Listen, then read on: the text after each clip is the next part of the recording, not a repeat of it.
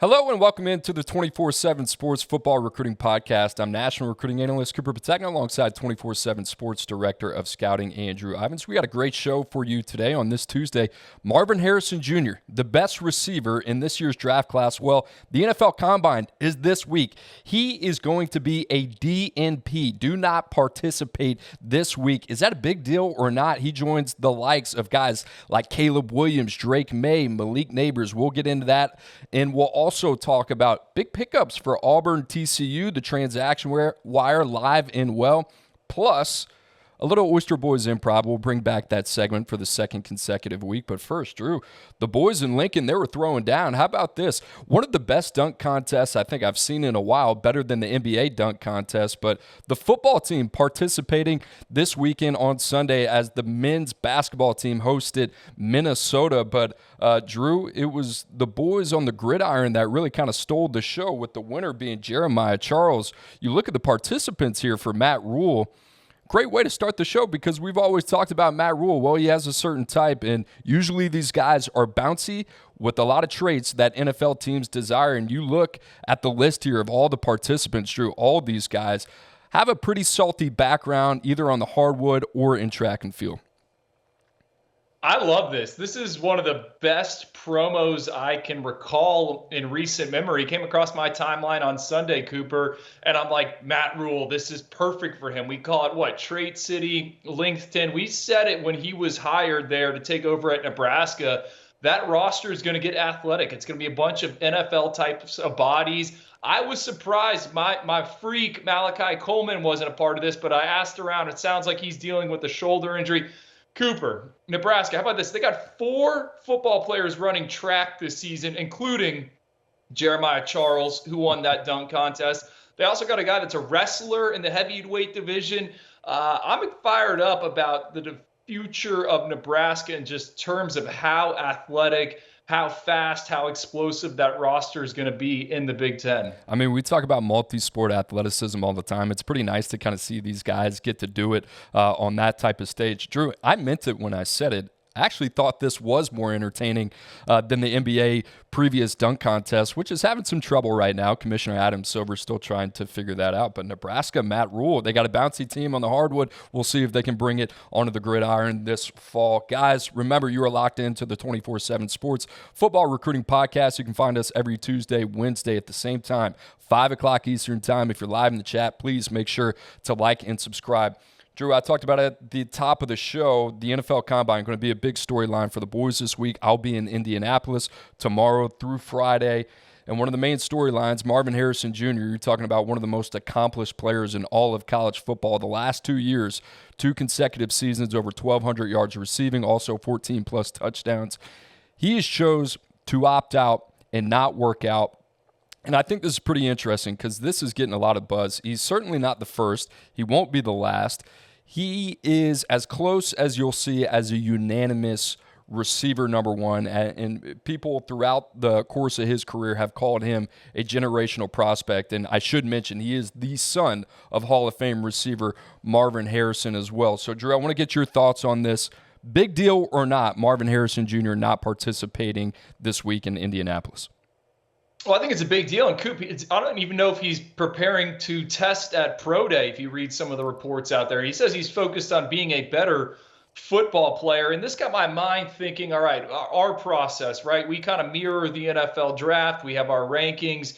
You know, how many prospects out there could never test at any point, and we'd feel comfortable ranking them at the top of the board? I think it's a pretty short list. And just like with Marvin Harrison being that quote-unquote generational talent towards the NFL draft. I don't know. It's interesting. To me, this is surprising. And really, it's that part, well, I'm going to be a better football player. I'm not going to focus on the testing. I want to know, is this a trend? Do we see other athletes kind of copy Marvin Harrison? Because he's essentially telling NFL evaluators, hey, the game film is there. You don't need to see what I can do on the turf there in Indianapolis. You don't need to see me run. I got the game tape to back it up. So I'm surprised by it. I'm still trying to digest it. And I'll say this, Cooper, hopefully this trend does not carry over into the high school rankings, because that's still going to be very, very important for us as the evaluator, getting some verified metrics on these guys, even if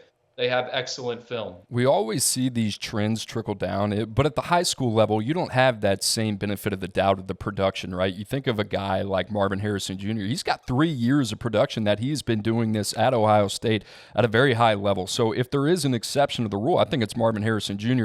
The other part about this that is pretty fascinating, Drew, and we're going to pull up a list of guys that aren't participating in the combine as well, and I think you'd be surprised by some of the other names up here as well.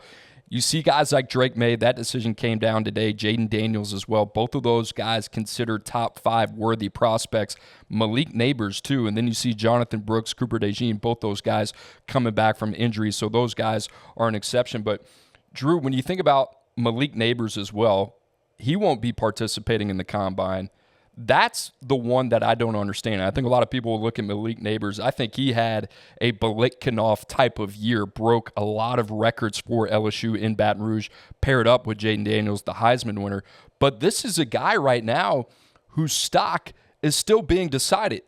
Is he going to be a lock for a top 5 draft pick, or is he going to be a top 10 draft choice?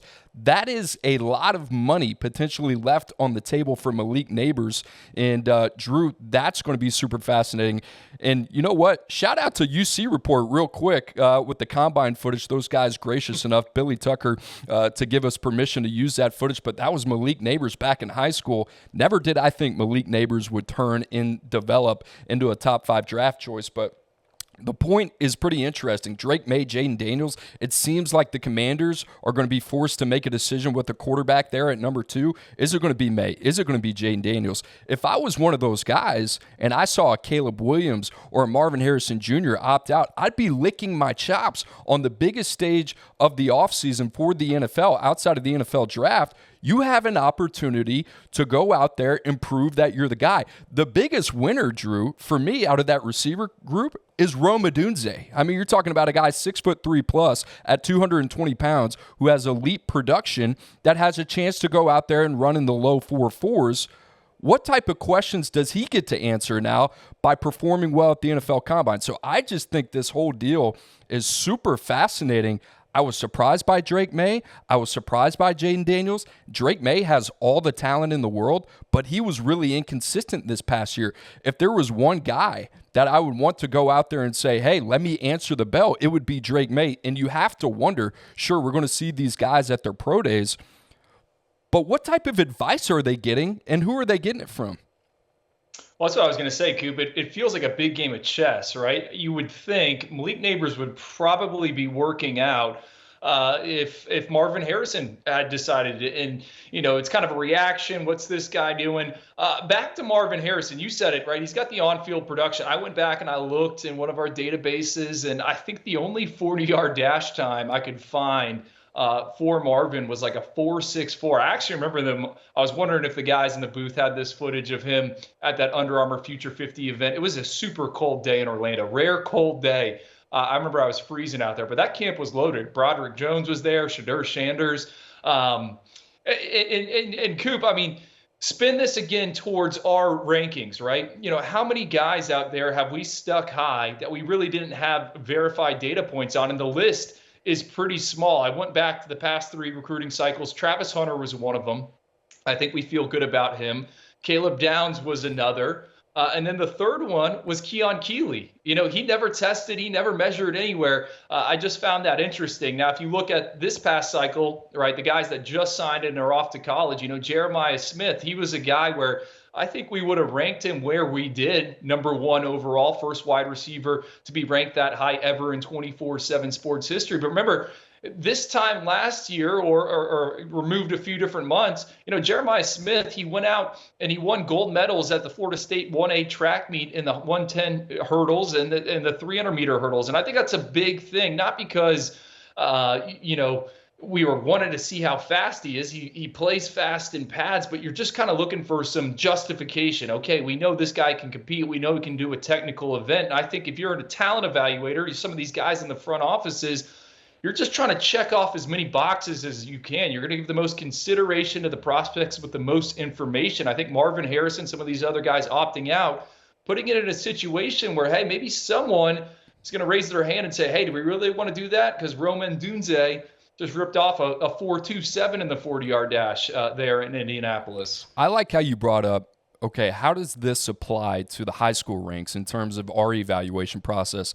The three guys you brought up were Travis Hunter, Caleb Downs, and Keon Keeley. I think back to those guys. Not only did they have consecutive years of monster production in their junior and senior seasons, but they also aced the eye test as well. Keon Keeley we got to see in San Antonio. Same with Caleb Downs. And you talk about Caleb Downs, a true three-phase player that could play at every level of the defense. I mean, he was a rare type of prospect.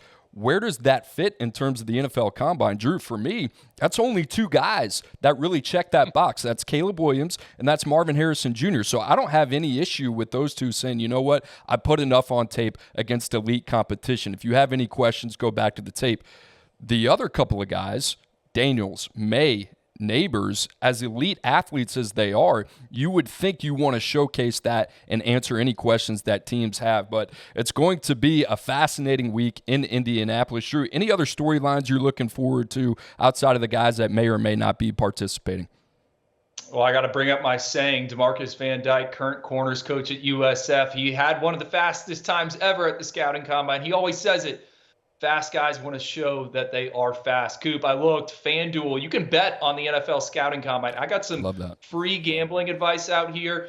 XPE, it's a training facility in Fort Lauderdale. They've had the fastest 40-yard dash time each of the past 6 years, right? So if you see some odds out there, it's hard to figure out who's been training at that facility. But Quinyon Mitchell, the corner out of Toledo that had an excellent week at the Senior Bowl, he's working with those XPE guys. Last year they had DJ Turner, who went, 4.27. The year before that it was Tyreek Woolen that broke the 4.3 mark. So if you see Quinyon Mitchell as a potential fastest 40-yard dash time, I think it's worth a little bit of a flyer. What are the odds there, Drew? Do you know? Have you taken a peek yet?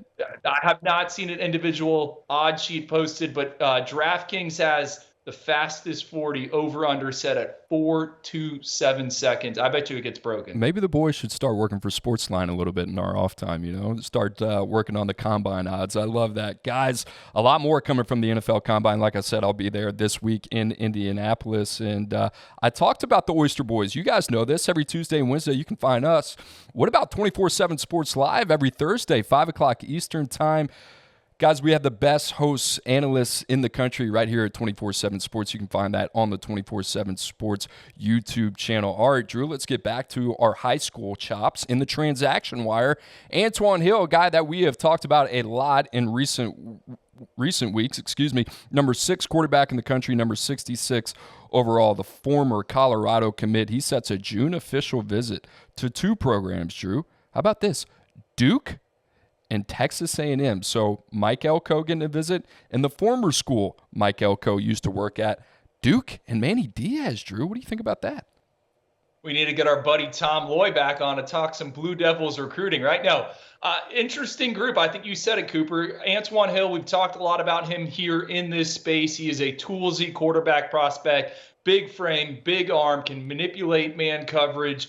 And then you kind of see him in person. You're like, all right, he needs to keep improving as a passer. I've been wondering where this recruitment is going to go ever since he backed off that pledge to Colorado. To see Duke and Texas A&M in there, I'm wondering if more schools get involved. He's also been linked to Florida. We saw him in Atlanta at that Under Armour camp with the Georgia Tech towel. Look, I think this is a guy you stash on the roster, and you let him develop. And with Duke, Malik Murphy, I'm not saying Antoine Hill's Malik Murphy, but another big frame, big arm. I think this is going to be a fun one to follow as we get into the summer months. That's immediately where my head went, was Malik Murphy. And I remember the conversations that we had behind the scenes at 24/7 Sports about Malik Murphy and his recruitment and what should we do? Ultimately, should we keep him in the top 247? We did that.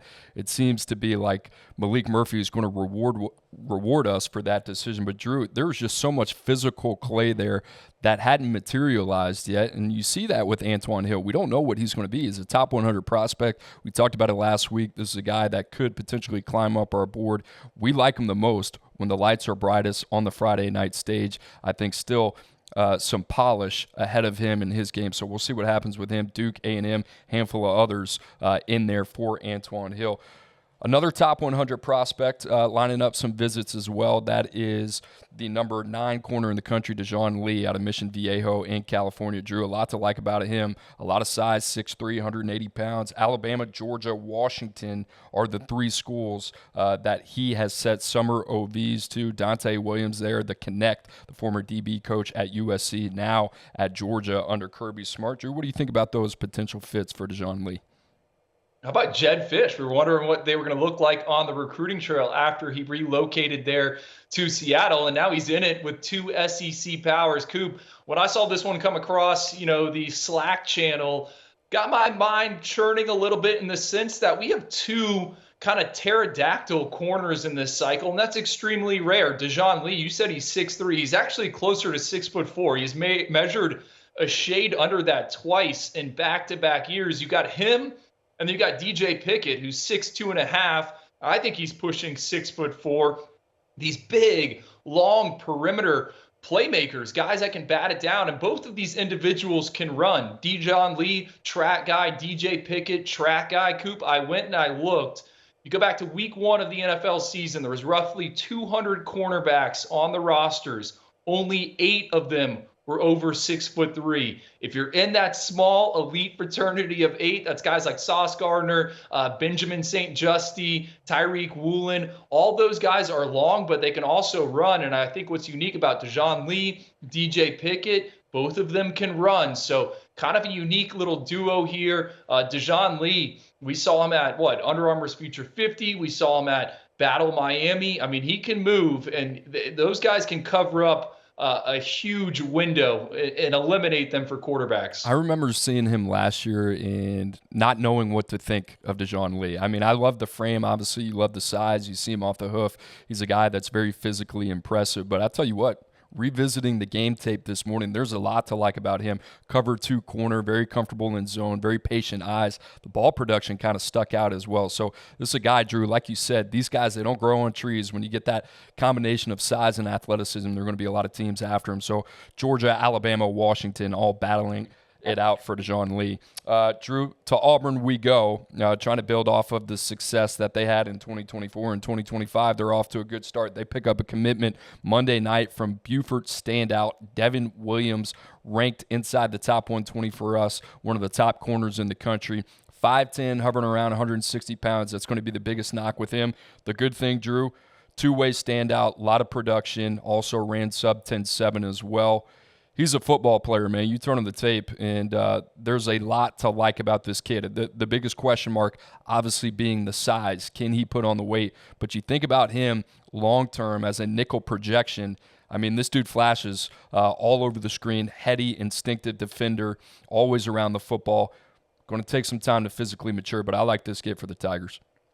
Yeah, we just talked about 2 guys over 6'3". Now we got one that's, I think he's under 5'10", but he can move. Middle school state champ there in Georgia in the 100 and the 200. Went 10.65 last year. Coop, you hit the nail on the head right there. He is feisty. I thought one of his best games he played last season was against St. Francis Academy. I believe that was the opener of his junior season. This guy could be a coverage specialist. And I think if you are Auburn, we've talked so much about what they have done on offense with those wide receivers, Cam Coleman, Walker White coming in. Coop, what about what they're doing on defense, right? Back-to-back-to-back cycles. It's shaping up to be some impressive hauls. Last year was Amaris Williams, Jamonte Waller, Joseph Phillips. I like the guys they got in the secondary, Jalen Crawford, Kinsley Fotson.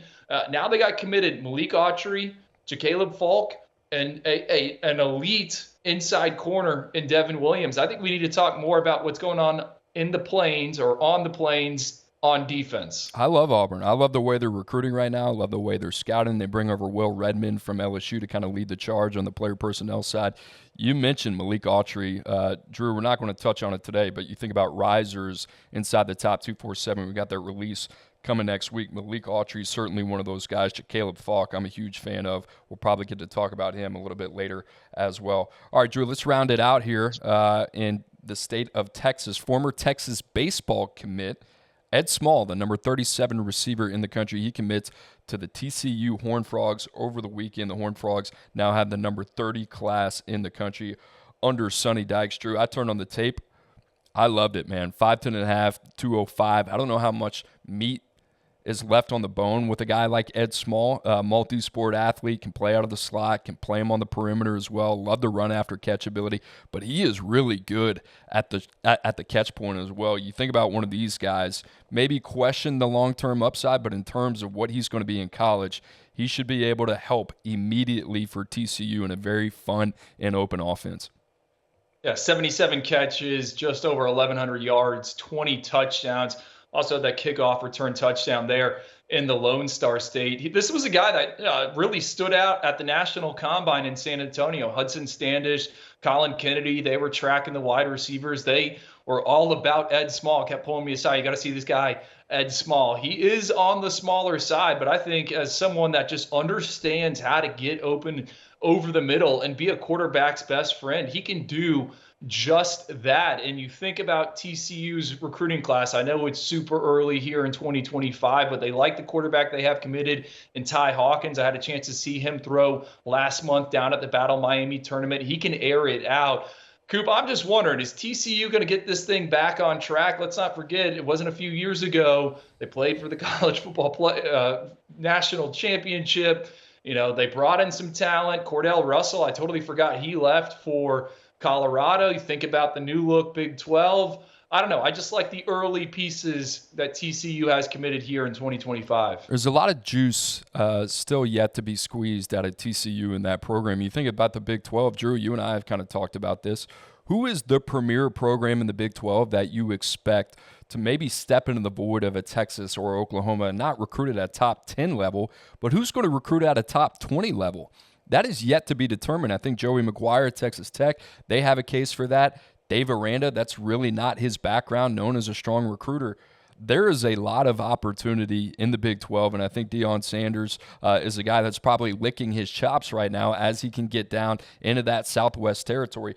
But, Drew, if you're TCU, that seems to me to be the program that is the best position to really take advantage of two teams heading to the SEC in 2024. I want to see them step up from a recruiting standpoint.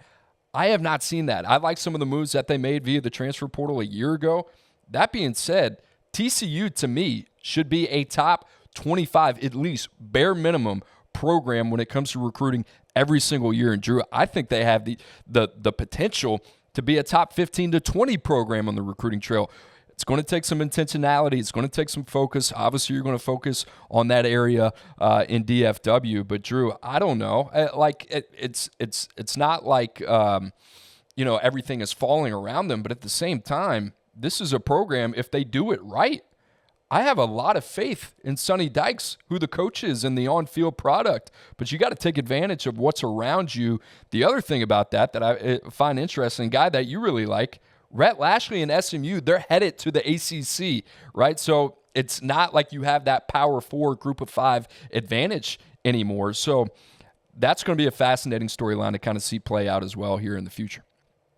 Well, can I say this? I think Ed Small is a small step in the right direction for TCU when we talk about the recruiting class. That was pretty punny. Great job there. I like that one. All right, guys. We talked about Tuesday and Wednesday. We talked about Thursday. Well, we haven't hit on Monday. We're not going to do that, but we are going to talk about next week because we have a 2025 Top 247 rankings update for you. And the College Football Recruiting Show, which is typically on Monday and Thursday, will have a special episode on Wednesday, March 6th. Player rankings updated reveal for 2025. Going to be hosted by yours truly, Andrew Ivins. Of course, will be on there with me. A lot of exciting movement. We've talked about the combines that we've been to as well. That's been a big part in putting these rankings together. So we're certainly excited about that. Now time for our favorite segment, the Oyster Boys Improv, which means that I don't know what Andrew's getting ready to ask me. He doesn't know what I'm getting ready to ask him. All we know is that he's got two questions. I got two questions. Drew, I think I had the honors last week. There's Murph in the background. Shout out to our boy Murph. Drew, your first question, I'll let you take dibs here. All right. You said it. We're doing the 2025 Top 247 update. I think you have been what are your position groups? You got D-line, an edge, and linebacker, right? So front seven, that's what we're classifying you as. I want to ask you, Coop, and I think this is a great question because I don't have an answer. I think this is a wide open question mark as we stand right now, 10 months before the rankings go final. Who is your favorite edge in the 2025 cycle? And you can define favorite in a variety of different ways, but let's say you're assembling a recruiting board at Washington or Michigan or wherever else you were in the past. Who's the guy that is at the top? There's not one guy that immediately like jumps off the there's one guy that jumps off the tape. I'll talk about here in a second, but there's not one guy that jumps off the board where we're like, hey, that is a premier guy. You got to have that guy. Maybe, and people are going to be like, of course, well, that's low-hanging fruit. I love Zayden Walker. I mean, there's nothing not to like about him. He is such an explosive, dynamic player out of the state of Georgia. He's an easy one. Let's go down the board a little bit. How about Caleb Falk, the brother of Keldrick Falk, a guy that became a darling of ours, certainly in the postseason 2 years ago, now at Auburn playing defensive line. And Caleb Falk has a lot of similarities to his brother. In a lot of ways, we didn't know what Keldrick Falk was going to be. He had a basketball background. He could play him in a 2 or 3 point stance. He also played offense as well at tight end.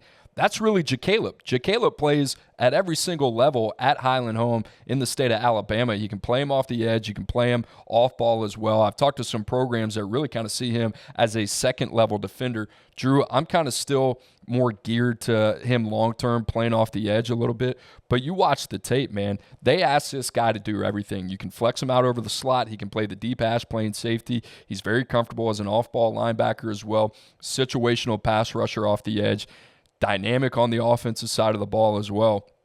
You see all this on tape, and then you go back and you look at the statistical production, and it's not what you think. It was a little bit of the kind of like Jordan Ross conundrum. It's like, how'd this guy only have 2.5 sacks? I think Jacaleb only had 3.5. But shoot, Jacaleb Falk for me, I think tape grade-wise is one of the highest players that I've graded just strictly off the tape. That being said, we got to see him in Atlanta. We saw him last year in Atlanta at the Under Armour Combine. We saw him this year as well. I don't know. You know, like the athlete on tape doesn't really match the athlete that you see in person. Ran around 4.9 as well. That being said, I love the football player, super high floor, very versatile. Reminds me of the edge rusher a handful of years ago that did not test well at the Combine, but had elite production at Georgia. I think had the neck injury. I think that the Steelers ended up taking him in the first round, blanking on the name. But in terms of the versatility, I think there's a lot of positive indicators there. So I love Jacaleb Falk. Obviously, I can talk about the kid all day. So what about you, Drew? I like flipping these questions around. Is there a guy for you? I know we got 2 to 3 position groups at a time, but is there a guy for you that kind of sticks out? Well, I'm going to diagnose everything you rambled off there because I know you well, and we spend a lot of time. It seems like, and correct me if I'm wrong here, there isn't an edge rusher that has matched the on-field production with the in-person evaluations and the testing and the measurements and all that, right? There's a lot of guys where you're getting one or the other at this stage, and we just haven't found the guy where it's a perfect marriage between the two. Is that a good way to put it for the edge category? Yeah, we're still trying to figure that out. I mean, even last year at times, right? Like you have to wait for that marriage of everything we see from a testing component to match. Does that show up on tape, right? And right now I feel like, I feel really good about Zayden Walker. I think he's got a sub 11.5 to his name. He's a big guy at 225 pounds. But have we seen that perfect marriage between, okay, this is an elite athlete, verified by testing, multi-sport data, so on and so forth, and then have we seen that on tape? I think right now you're still kind of waiting for the other shoe to drop. We haven't seen that perfect blend of that prospect yet. So the guy that jumps out to me, and I have not gone extensive into the edge rusher category, but how about Damian Shanklin out of Indiana and the Indianapolis suburbs? Guy I liked when we did our November update. I think at the time, it was like Tennessee was in there. His recruitment has almost, doubled in terms of the interest. I believe Notre Dame, Ohio State, a bunch of schools involved with him. He's kind of one Coop where, has the measurements. Maybe they're not in that upper percentile. I like what I see on tape because I think he can put his hand in the dirt if he needs to. But the big thing for me, growth potential. I think he's just a pup and he can hug the ground. So Damian Shanklin, to me, that I'm more of the outsider. I'm not the expert on the position group. Huge fan of him. I like him a lot. All right, question for you. Pretty similar question, but not as specific to a position group. We said we're going through the audit right now, and the way that we do this, 11, 12 different position groups that we'll go through, so we'll break that up with our scouting group. Drew, for you, prospect that has impressed you the most during your 2025 Top 247 audit?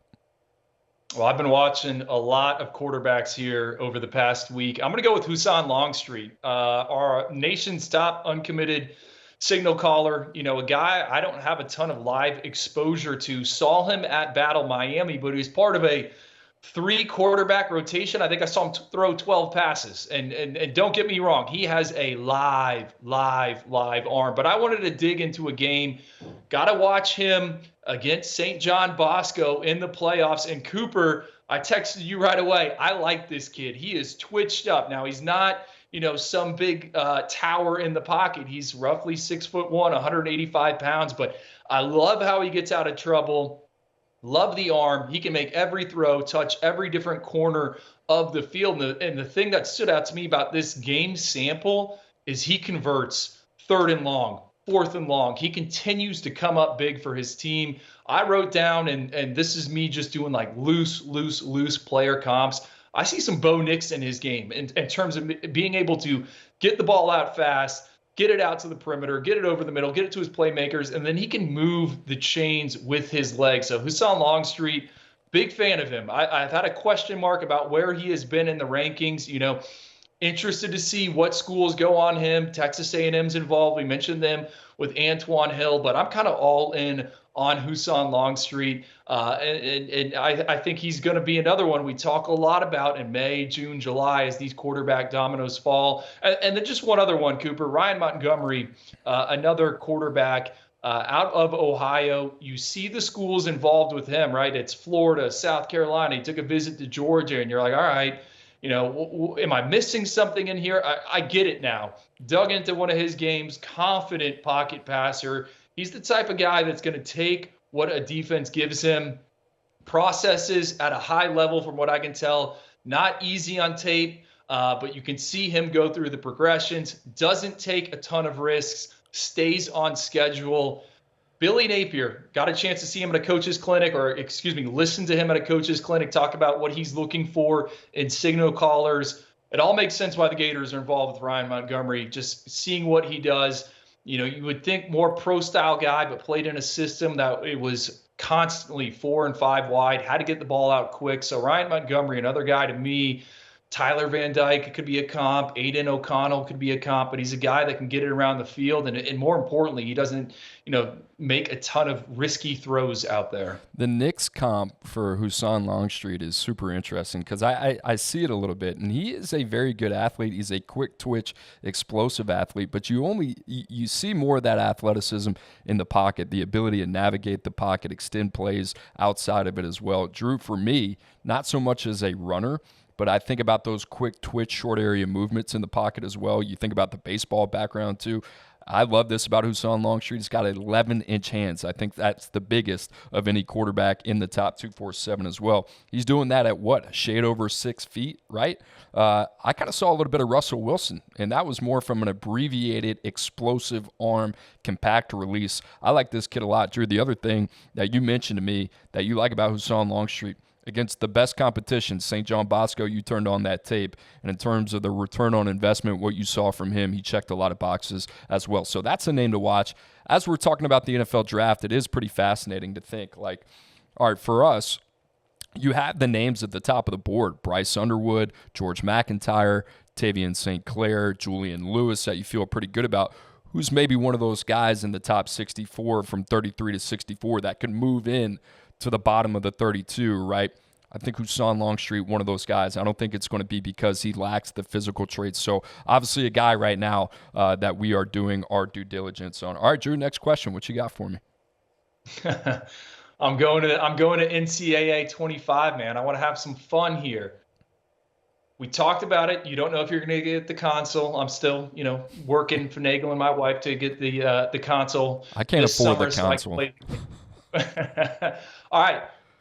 What dynasty? You got to choose a group of 5 team. What dynasty do you want to build? So you have all the group of 5s, and you can maybe potentially move them into a power conference at some point down the line, Big Ten, SEC. But you get your pick of a group of 5 program to build from the bottom up. Who's it going to be?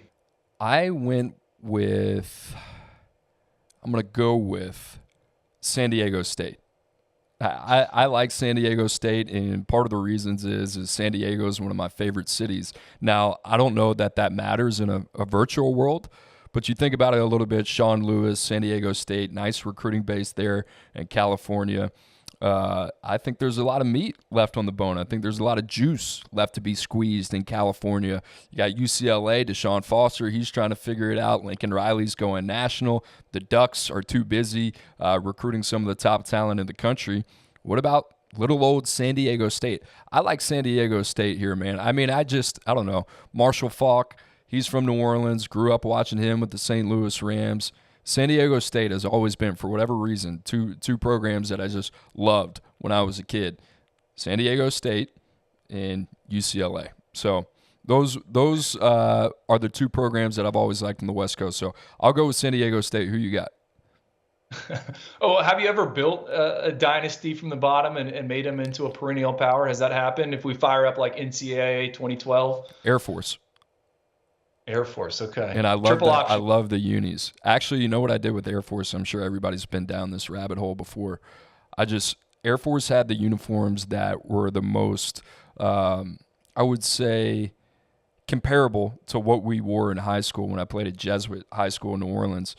And I was like, you know what? I'm going to do the due diligence. I'm going to change everybody's name on the roster, in terms of the image and likeness and everything like that. That's what I did. So I built our high school football team with Air Force. So Air Force was a close runner-up.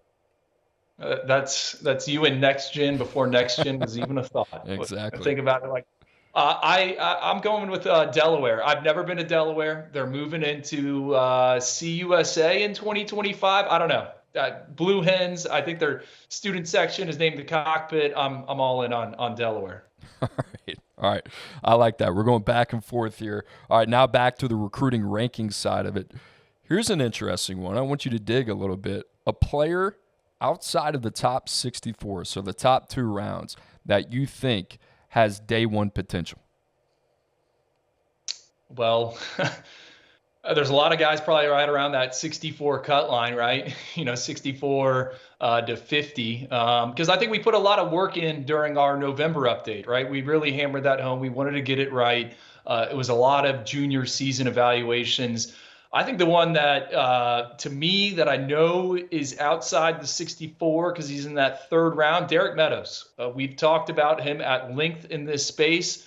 But why Derek Meadows and Cooper? I thought about this yesterday, talking about potential 5 stars in the 2025 cycle. Go back to 2023.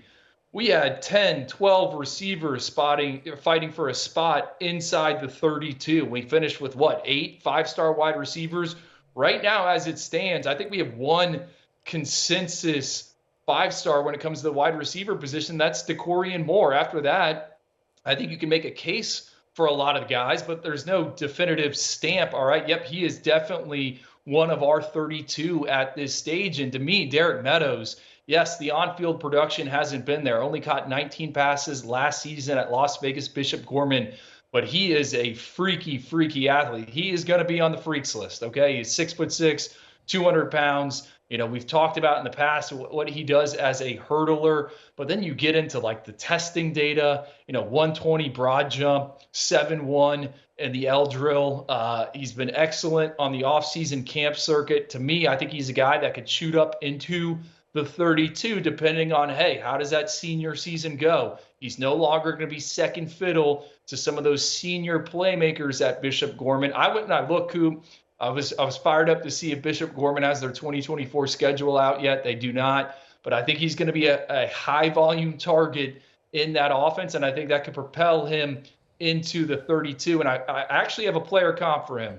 I was going to go like Chase Claypool, Miles Boykin. I know he's been crystal balled to Notre Dame. But what about Kenny Galladay, former NFL wide receiver, also of the big size, 4'5", at the NFL scouting combine a few years ago? So Derek Meadows for me. I have never seen anybody like Derek Meadows. I don't say that lightly because I remember watching Rome Odunze when he was at Bishop Gorman coming out in Las Vegas and watching that combine tape and really kind of being wowed by that. So much that I went back and I watched it earlier this week and I thought, okay, you could see the traits that have materialized for Rome Odunze over the last couple of years in Seattle. That being said, what's so interesting about Derek Meadows is that he's got, 3 inches on Rome Odunze? He is 6'6". I mean, he's like Drake London territory. I think he's probably even got more than an inch on Drake London as well, who had a basketball background. But you look at Derek Meadows and you watch him go through some of these individual drills, and I get it. I think a lot of people are going to say, oh, T-shirt and shorts. Completely understand that, and that is the argument against Derek Meadows right now is that he does not have the production to go with the testing. It's not just the testing, right? The testing is kind of what pulls you there, what gravitates your eyes to Derek Meadows. But to see the way that he worked at some of these positional drills, the agility, the ability to bend, get in and out of his break so quickly. He's very sudden. He's very explosive. You don't see players at his size often, and I mean like rarely, that are able to move the way that he does. Incredibly efficient, no stiffness whatsoever. And what's crazy, earlier in the show, we're looking back at the tape of like Marvin Harrison Jr., Malik Neighbors, far from finished products at that time. You go back and you watch that combine tape, I think you'd be floored that those guys end up being top 5 draft choices. And obviously Marvin Harrison Jr. had the genetics. You see why there was so much there to like about him. Physically, day one ready, excellent short area quickness. Still a little hip tight, still played tall. Malik Neighbors, was a two-way guy, ran around 4'6", probably, going to test well, but these are all guys that developed throughout their career. That's what gets me excited about Derek Meadows is, yeah, he's got a big opportunity as a senior, but man, in terms of what's ahead of him, physical growth potential with what he's already showed, sky's the limit for this kid, man. And we got him, in the 4th round, right? And because you got to be able to show it on the field right now. That's the only thing that we're missing. So Derek Meadows for me, like, we throw out the term like case study a lot. I am super, super fascinated to see what happens with him. And if any of that, 75% of what he showed in a combine setting can translate onto a football field, then he's going to have a really good shot to, attach a rocket to his back and shoot up our board. But great one. I didn't even think about Derek Meadows. Can I answer that question? The question that I asked? Is that okay? You got one? I have a wild card here. This kid from Kansas, Dawson Merritt, I really like. Blue Valley North, 6'3", over 200 pounds. Did a little digging, talked to some sources that have had him on campus. Drew 79-inch wingspan plus, 79 and a half. All right, so that's 6'7" plus wing with 34-inch arms. And this is a guy that primarily plays on ball as a 3-4 edge rusher. You rarely see him as a second-level defender. But in terms of the athleticism, man, he just moves different than everybody else in that linebacker class. You see his ability to close space quickly. I think the other thing about him being able to play in space, he's also very physical. I like the fact that he's playing on the line of scrimmage right now from a stack and shed standpoint, getting used to the physicality that it's going to take to play in between the tackles. There's a lot we don't know about this kid. We haven't seen him run. We obviously don't have verified testing, but in terms of the early returns on the size, I mean, I think this guy can play around 235 pounds. You can utilize him a lot of different ways. I get excited when you think about him as a second-level blitzer, the range to play sideline to sideline, the athleticism as well. I mean, I look at him and I'm like, I just want to know so much more about this kid. You leave the tape not wanting more, but you leave the tape saying, all right, is there any more that I can watch? Because this guy just kind of, he gets the juices flowing when you turn on the tape. We got him, I think, same category, 4th round. And Drew, right now, just a little bit of a wait-and-see game, but I thought the junior tape was awesome. It's like the golden era in the state of Kansas. You got, Andrew Avaloa, Lincoln Cure, Deshaun Brame, Jaden Woods, Deshaun Merritt. Those are all guys in the top 247. Good year in Kansas. How many of those guys, and let's just talk let's talk about Babaloa and maybe Merritt here for a second. How big would that be for Kansas if they could reel those guys in? And when's the last time you thought, like, man, Kansas really has a shot here? And the other thing is, Drew, I mean, you go back to 2024. I mean, Deshaun Warner was a huge, huge win for those guys. You think about, like, all right, if they can take another step on the field this season, they got a huge opportunity here in 2025 to really add to the top of the roster as well, which those opportunities for Kansas in that state are few and far between. But if you can keep those guys home, right now, Drew, it seems like a really, really good meshing point for that program to go out and acquire some of the best talent in the country. I think it's much easier in this name, image, likeness era, right? Avery Johnson at Kansas State. We've seen what they've been able to do. Now, these programs, they have big alumni bases. Yes, they might be a little more geared towards basketball, but if there was ever a time at Kansas to try to, put up a fence around the state, why not do it now? Why not just end the show with some Kansas talk, as always? Drew, I'm looking forward to the San Diego State-Delaware matchup that will happen sometime in the next couple months on NCAA 25. Guys, we appreciate you watching, as always. If you're in the chat, please make sure to like and subscribe to the 24/7 Sports Football Recruiting Podcast. We will be back same time tomorrow, except I won't be here. It will be Andrew and our buddy Tom Loy holding down the fort for us. Guys, as always, we appreciate you watching. For Andrew Ivins, I'm Cooper Petagna. We'll see you tomorrow.